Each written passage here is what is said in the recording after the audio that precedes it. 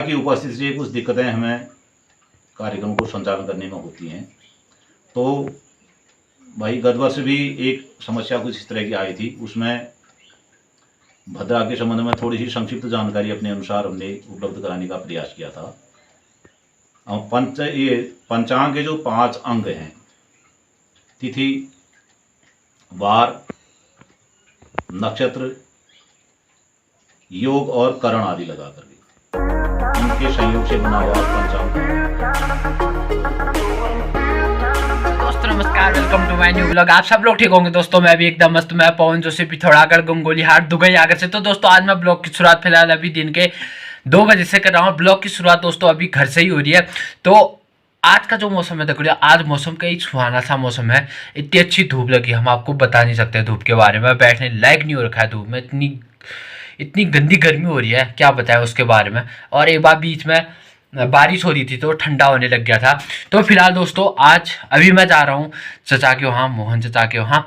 तो आज आपको थोड़ा सा घी त्योहार और जो रक्षाबंधन होता है हमारा, तो उसके बारे में मैं चचा आपको 2 शब्द बताएंगे। रक्षाबंधन में ऐसा होता है, भद्र वगैरह का टाइम होता है, किस टाइम भद्र है और हम लोग किस टाइम राखी पहन सकते हैं और जनेऊ वगैरह पहन सकते हैं, वो आपको चचा पूरा टाइम बताएंगे। तो फिलहाल अब मिलते हैं आपको सीधे चचा के घर में पहुंच के। तब तक वीडियो में बने रहिए। प्लीज़ जो चैनल में नया चैनल को सब्सक्राइब कीजिए। अगर वीडियो पसंद आए तो ज़्यादा से ज़्यादा वीडियो को शेयर कीजिए, लाइक कीजिए, कमेंट कीजिए, प्लीज़ सब्सक्राइब। नमस्कार। आज शुक्रवार अगस्त मास की 16 तारीख, सौर मास के अनुसार भाद्रपद मास की संक्रांति है, एक गते। इसे हम सिंह राशि की संक्रांति भी कहते हैं और हमारे पूर्वांचली क्षेत्र में इसको घृत संक्रांति के नाम से मनाते हैं। घृत संक्रांति का आशय मतलब सूर्य देवता कर्क राशि छोड़कर सिंह राशि में प्रवेश करते हैं। तो शुक्रवार को पुत्रदा एकादशी भी है, उसके साथ सूर्य भगवान का सिंह राशि में प्रवेश यानी घृत संक्रांति है। और चंद्रमास की गणना के अनुसार श्रावण शुक्ल पक्ष की एकादशी तिथि है। 3 तिथियों का संयोग साथ साथ पड़ रहा है। तो हमारे यहाँ एक परंपरा है, हमारे क्षेत्र में सूर्य देवता के सिंह राशि में प्रवेश के साथ जो हम घृत संक्रांति के रूप में मनाते हैं। इस दिन सभी लोग सभी घरों में घी को भोजन के रूप में शामिल करने का एक अनिवार्य विषय बनाया हुआ है। तो ये कई प्रकार से तो स्वास्थ्यवर्धक, रोगनाशक और कई औषधीय गुणों से युक्त होने की वजह से भी कारण है बनाया हुआ है। और दूसरा ये भी होता है कि एक प्रकार से पशुपालन और दुग्ध आदि पदार्थों को प्रोत्साहन देने की भी एक भावना इसके साथ होती है। और हमारे क्षेत्र में जब श्रावण मास की मसांत यानी आखिरी दिन जब होता है, अर्थात 15 तारीख को, उस दिन शाम को त्योहार के रूप में मनाते हैं। और दूसरे दिन जब घृत संक्रांति यानी सिंह राशि की संक्रांति का दिन आता है, तो उस दिन घी युक्त भोजन करने के अलावा, घृत युक्त भोजन के अलावा भी घरों में कुछ नए प्रकार की जो चातुर्मासी से सीजन में होने वाले जो फल, सब्जियां आदि हैं, उनका आदान प्रदान भी एक दूसरे के घरों में करने की परंपरा है।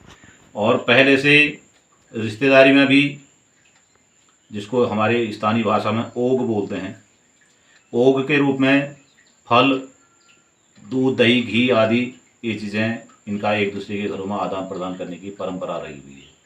जो मुझे लगता है जैसे आजकल ये चीज़ करीब करीब समाज में कम देखने को मिल रही है, फिर भी काफ़ी हद तक पर्वतीय क्षेत्रों में, ग्रामीण क्षेत्रों में परंपराएं अभी भी जीवित हैं, और जीवित ही नहीं, अभी भी काफ़ी अच्छे रूप में हैं। इतना ज़रूर अफसोस है कि वो परंपराएं उसी रूप में नहीं, उनमें कुछ ना कुछ कमी निरंतर आती जा रही है। जो आजकल बाजारू चीज़ों का, मिठाई, बिस्कुट या अन्य चीज़ों का प्रचलन उनकी जगह पर बढ़ रहा है, तो ये पहले और बेहतर था। हमें किसी प्रकार के रासायनिक पदार्थों से रहित और किसी प्रकार की बीमारी से रहित शुद्ध जिनमें एकदम गोबर की खाद या कंपोस्ट खाद वगैरह प्रयोग की हुई होती है। इस तरह की फल सब्जियां वगैरह का सेवन करने का अवसर मिल जाता है। भादों के टाइम पर ऐसा होता है, भादों के महीने में जो मूल रूप से पर्वतीय क्षेत्र में कृषि आधारित जो अर्थव्यवस्था है, कृषि से संबंधित कामों में काफ़ी कमी आ जाती है, क्योंकि बुआई के बाद गुड़ाई निराई का समय पूरा हो जाता है और फसल तैयार होने में करीब 1 महीने का समय रह जाता है। उसके बीच में कुछ 1 महीने का समय जो भदों के महीने का है, ये कुछ फुर्सत का समय किसानों काश्तकार लोगों के लिए मिलता है। हालांकि भदों आखिरी तक लोग तैयारी करने लग जाते हैं, जो सब्जी वगैरह मेथी लाई आदि की बुआई के लिए खेत तैयार, धनिया आदि की बुआई के लिए खेत तैयार करने लग जाते हैं। लेकिन कुछ समय जो मिलता है उसमें लोग प्राचीन समय से, जब यातायात के साधन नहीं होते थे, पैदल ही एक दूसरे गांव में, एक दूसरे घरों में, रिश्तेदार आदि में जाना आना होता था, तो वो सब काम इस बीच में संपन्न करते थे लोग। एक प्रकार से काफ़ी अच्छी परंपरा थी कि लोगों का मेल मिलाप भी हो जाता था और कुछ जो घरों में ही पैदा की हुई चीज़ों का, एकदम नेचुरल प्राकृतिक चीज़ों का एक दूसरे के यहाँ आदान प्रदान भी हो जाता था। तो एक प्रकार से बहुत अच्छी परंपराएं थी। तो ये त्यौहार एक प्रकार से प्रकृति का ही त्यौहार है। इस बार 16 तारीख अगस्त यानी शुक्रवार को मनाया जाएगा। हमारे सनातन धर्म से संबंधित और विशेष रूप से यजुर्वेदाध्यायी लोगों का एक महत्वपूर्ण त्यौहार है श्रावणी उपाकर्म, जिसे रक्षाबंधन के नाम से भी हम लोग मनाते हैं। इस वर्ष श्रावणी उपाकर्म का जो त्यौहार है वो सौर मास के अनुसार 4 पैठ भादौ यानी अगस्त महीने की 19 तारीख सोमवार को मनाया जाएगा और चंद्रमास के अनुसार श्रावण शुक्ल पक्ष पौर्णमासी को ही हमेशा श्रावणी उपाकर्म यानी रक्षाबंधन का त्यौहार मनाया जाता है। इसमें कई बार ऐसी स्थितियां आ जाती हैं कि भद्रा की उपस्थिति से कुछ दिक्कतें हमें कार्यक्रम को संचालन करने में होती हैं। तो भाई गत वर्ष भी एक समस्या कुछ इस तरह की आई थी, उसमें भद्रा के संबंध में थोड़ी सी संक्षिप्त जानकारी अपने अनुसार हमने उपलब्ध कराने का प्रयास किया था। ये पंचांग के जो 5 अंग हैं, तिथि, वार, नक्षत्र, योग और करण आदि लगा करके उनके संयोग से बना हुआ पंचांग कहा जाता है। तो इसमें जो करण है, करण में एक करण होता है विष्टि, ये विष्टि करण ही भद्रा कहा जाता है। अब इस बार भी 19 तारीख को भद्रा जो है 19 घड़ी 28 पल तक हमारे गणेश महात्म पंचांग के अनुसार दी हुई है। इसको अगर हम घंटा मिनट के अनुसार परिवर्तित करते हैं तो यह बनता है 1:33 तक भद्रा है। और भद्रा के बारे में भी एक नियम दिया गया है कि यदि कुंभ राशि, मीन राशि, कर्क राशि और सिंह राशि के चंद्रमा होते हैं तो उसमें भद्रा का वास मृत्युलोक में माना जाता है, जो ज्यादा अशुभ होता है। और इस बार भद्रा 1:33 तक है, लेकिन 19 घड़ी 1 पल तक चंद्रमा मकर राशि में है। परंतु ये परंपरा बनी हुई है कि भद्रा मृत्युलोक में, स्वर्गलोक में, पाताल लोक में 3 जगह उनका वास माना जाता है। अब कहीं भी भद्रा हो तो भद्रा काल में श्रावणी उपाकर्म का निषेध माना जाता है। लेकिन इस बार इतनी ज़्यादा परेशानी का विषय नहीं है, क्योंकि पिछली बार तो कुछ मिनट का ही समय मिल रहा था।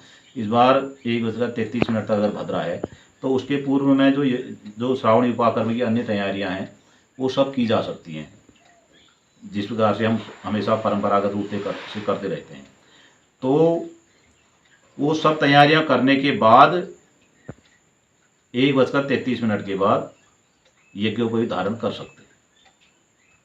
और प्रयास भी यही करना चाहिए कि हमें तमाम पंचांगों का उदाहरण दे करके और तमाम दूरस्थ क्षेत्रों का उदाहरण दे करके एक विवाद की स्थिति पैदा न करके ये प्रयास करना चाहिए कि हम तमाम अपने जो भी हमारे तीज त्यौहार होते हैं, हम ये हमारे क्षेत्र में प्रचलित गणेश मार्तंड पंचांग के अनुसार ही संपादित करते हैं। तो इसी को मद्देनजर रखते हुए हमें इसमें दी हुई समय सारणी के अनुसार ही कार्य संपन्न कर लेने चाहिए। इस बार की जो श्रावणी उपाकर्म का पर्व हम मनाएंगे तो महाश्रावणी नाम से जाना जा रहा है, क्योंकि श्रवण नक्षत्र से युक्त पूर्णिमा है, तो तब महाश्रावणी कही गई है। इसका और ज़्यादा शुभ फल, पुण्य फल बताया गया है। तो 1:33 के बाद ही नवीन यज्ञोपवीत धारण करने का कष्ट करें। धन्यवाद।